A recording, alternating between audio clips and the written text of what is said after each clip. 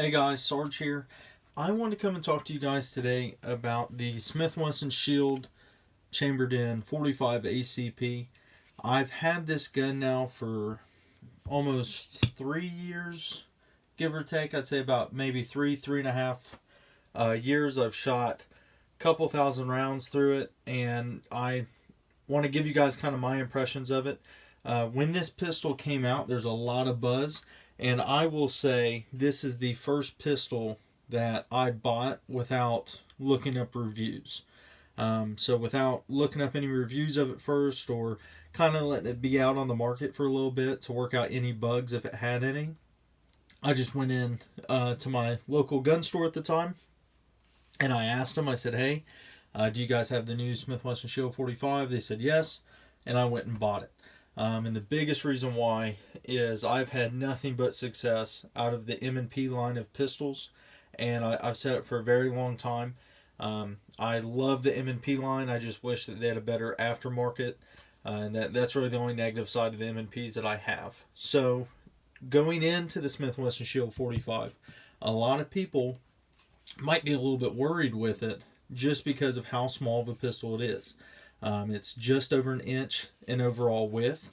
It's very small, compact. If you're looking for a pistol to wear, maybe due to the kind of clothing you wear, whatever it is, but you don't want to run a full-size gun. You want to run a slim-framed, compact pistol, but still have an adequate pistol to fight with. When I say adequate pistol to fight with, I'm not just talking about caliber.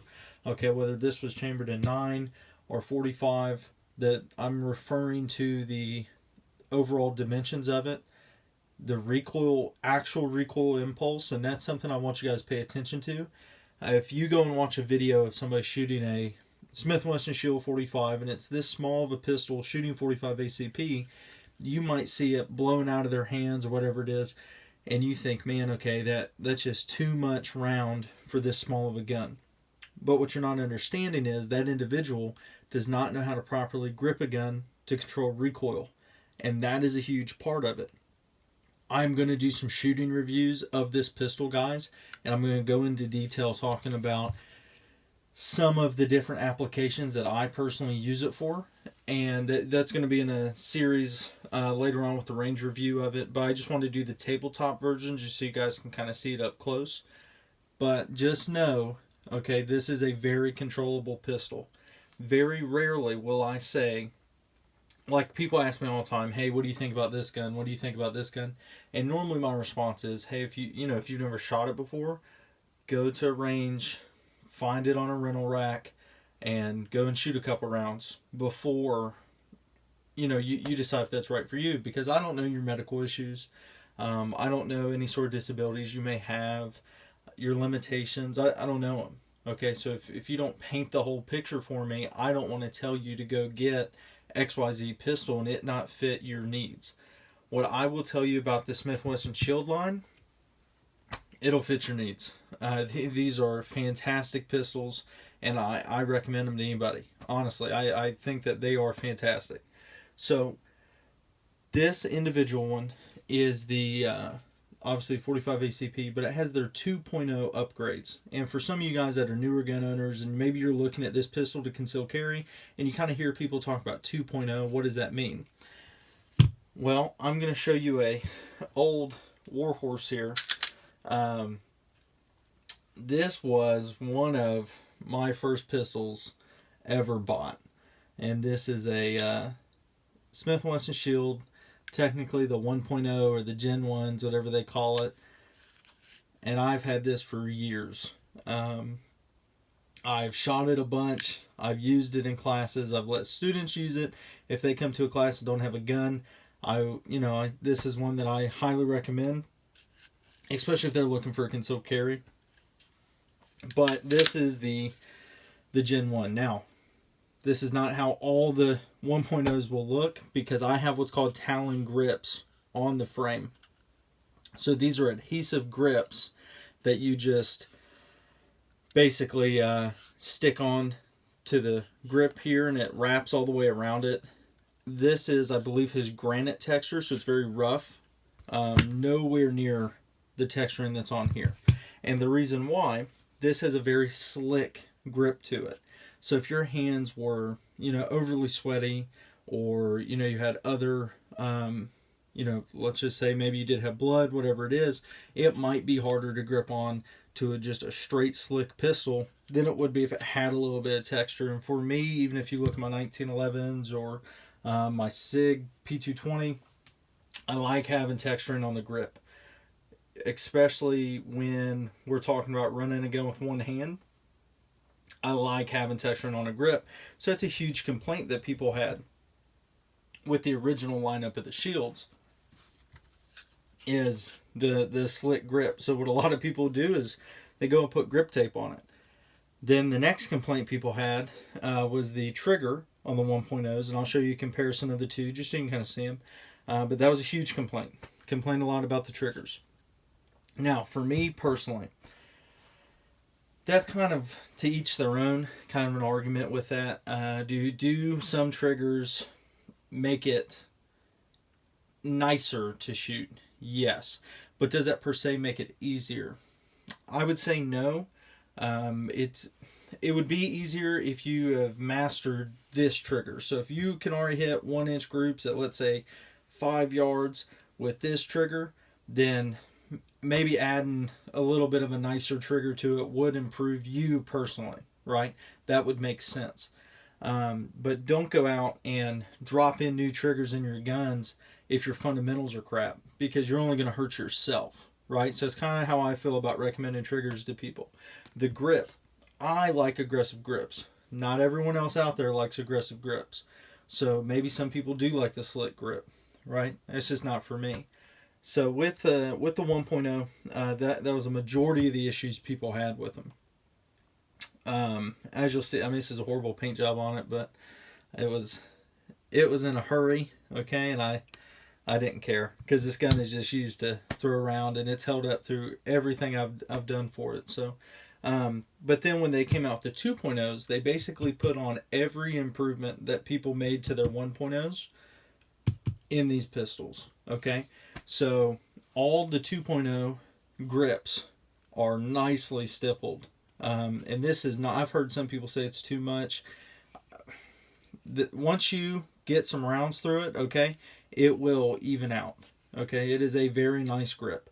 It does not rub your body. It does not, you know, it's not going to rub anything raw if you're carrying it inside the waistband, anything like that up against your skin.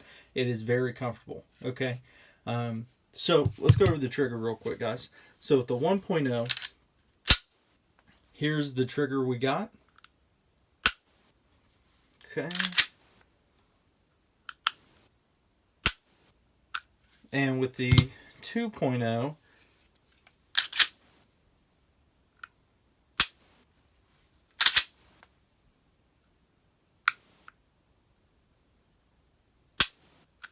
so I don't know if you guys obviously can tell that well through the video itself, but what I will tell you from personal experience of shooting them, the M&P 2.0 series of pistols has the best out-of-the-box trigger on striker fire guns.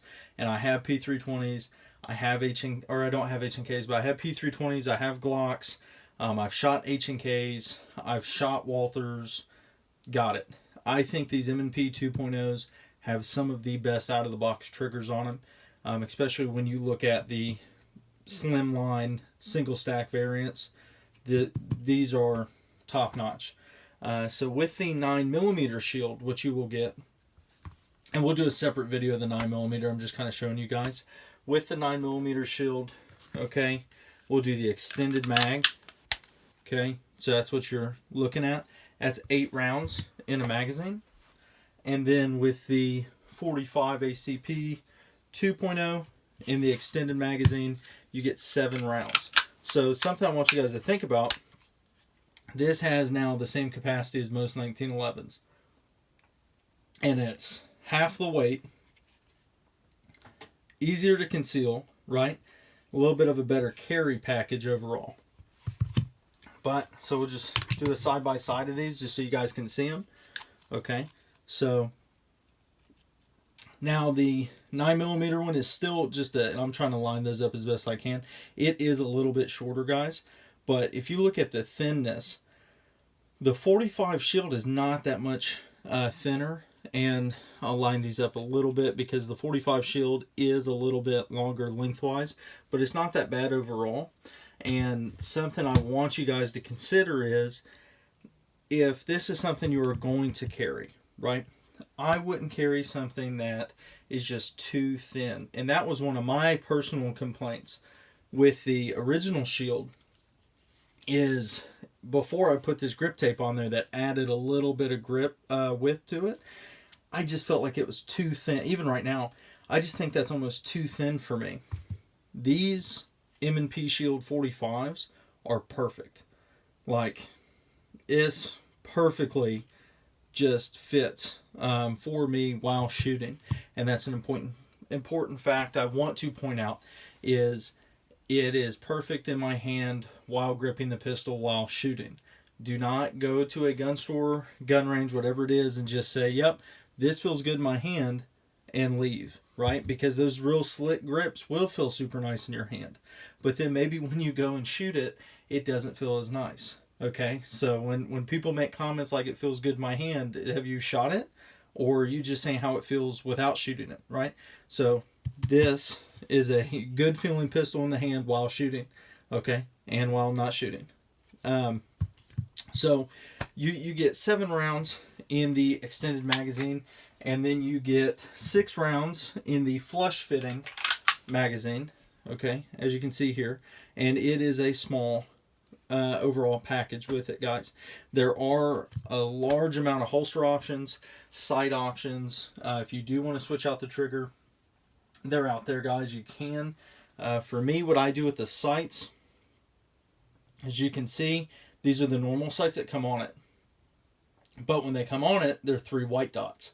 What I do is I black out the rear sights, and then I'll try to put a bright color. I don't think it's going to come through, but it's a yellow that I have up in the front, and all that is fingernail polish. So just something to think about, guys. Kind of a cheaper option if you do want blacked out rear sights and you know, maybe a brighter front option. You don't necessarily need to go out and buy new sights. It comes with wonderful sights on it. You can just drop in some color and it'll work just fine. Okay, so that is really about it, guys. What I will go ahead and show you with the 45 Shield is just kind of the takedown, just so you guys can see that. First off, we're going to drop the magazine out of the pistol, okay? And with the M&P line, what you will see is there is a yellow tab right in there. So let me get a punch out real quick. And this is for individuals that do not want to press the trigger to disassemble their guns, okay? So if you have something that is small enough, you can get in right there, and there's a lever, okay? And you can push that lever all the way down. I'll push it down there, and if you look in there, you now see that that lever is down. All you do is just take the slide off, right? Oh, my bad. You gotta take down the takedown lever first, guys. Of course, once I get on camera I start having problems. Take the takedown lever down, make sure that this lever is pushed all the way down, and then take the slide off, and it comes right off, okay? And then what I do is, when you go to reassemble it, just push that lever back up, okay? Now, let's say you don't want to do that, right? You don't have the tool for it, you don't have the patience, or you know how to properly ensure that the gun is empty. What you can also do, lock the slide to the rear, take the takedown lever and push it all the way down, and then send the slide forward. Now what you're going to do is, it's locked right there. All you have to do is just press the trigger, and the slide will come right off the gun, guys. Okay, so that's another option as well. But if you look in here, guys, it is just, it's wonderfully made. Like I said before, I've never had an issue with the craftsmanship out of Smith and Wesson, and it's something that I have noticed as well from shooting smaller framed 45 ACP pistols. Most of them that have a dual captured recoil spring shoot pretty nice. Okay, when I say dual captured, this is what I'm referring to right here. So it is a very nice shooting pistol. If you haven't shot one, I would highly recommend going and shooting one. They are pretty good prices too. They're really not too expensive. especially if you look at a Gunbroker or Palmetto, somewhere like that. Fantastic price, guys. If you're looking at magazines, I think Smith and Wesson, if I had to, position them, I would say Glock has excellent mags, Sig Sauer has awesome mags, and Smith & Wesson's up there. I've never had issues from Smith & Wesson magazines. You can get these mags for anywhere from $20 to $30, okay? And when you look at them, look at the overall life of them. I normally switch out magazines every couple thousand rounds through them. So like this one 6-round mag, it's looking at probably about, I'd say, 1,500 rounds through it. So I'll probably shoot about another 1,000 through this and switch it out. Okay, I don't wait for there to be issues. I'll normally try to switch them out somewhere between the 1,500 or 3,000 round mark and just switch out my mags. Okay, it's $30. And if it has my pistol running, then that's all I care about, okay? Ammunition. So this pistol is not ammunition picky at all. I've shot everything from 185 grain to 230 grain without any issues. So for some of you guys that shoot 45 a lot, and maybe you grew up on the 1911, you know that some of the smaller pistols really might not work too well with 230 grain. This works just fine. Okay, my carry ammo for this is 230 grain, and I've never had a malfunction out of this pistol. So that's something I kind of want to point out too. When I say things like I've never had a malfunction, I don't mean that, well, I've had a failure to feed, I had a failure to eject, but I don't count those, right? I've never had a situation where this pistol was supposed to go bang and it didn't. Okay, so just so we're 100% clear on it, every time I've pressed the trigger on this, the pistols went off. So that is, to me, that's something that I kind of look towards as well, of wanting to get a pistol to carry. Is, okay, hey, what is the reliability of it? And that's kind of one of the reasons why I waited so long to do a review on it. Because as you see, I've done reviews on other pistols. Is I wanted to make sure that, especially for these pistols that are more designed for concealed carriers, that it's going to be the right one for you, right? Because I don't want to recommend something that's not. But I would 100% recommend this Smith & Wesson Shield M&P 45, guys. So go and check it out. If you like the video, hit the like button. If you have any questions, just comment down below. I will do a shooting review coming up of this pistol. I have a new shooting review series out where I test different ammo. Let me know, do you guys want to see more shooting steel or shooting paper? Let me know with that as well. As always, guys, stay tuned for more. Sarge out.